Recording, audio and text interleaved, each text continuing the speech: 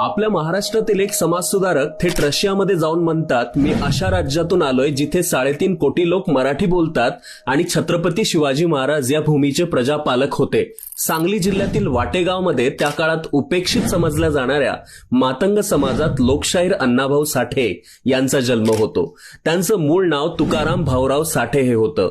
लहान असताना जातीय भेदभावामुळे त्यांना शिक्षण घेता आलं नाही. त्यांची शाळा फक्त अवघे 1.5 दिवस झाली. 1932 साली वडिलांसोबत ते मुंबईला आले.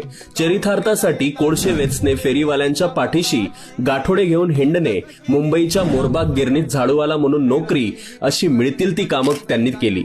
मुंबईत कामगारांचं कष्टमय दुःखाचं जीवन त्यांनी पाहिलं. श्रीपाद अमृत डांगे यांच्या प्रभावाखाली आल्यावर ते कम्युनिस्ट पक्षाचे क्रियाशील कार्यकर्ते झाले. वडिलांच्या निधनानंतर कुटुंबाची सगळी जबाबदारी अंगावर पडल्यानं ते पुन्हा आपल्या गावी आले. तेथे बापू साठे या चुलत भावाच्या तमाशा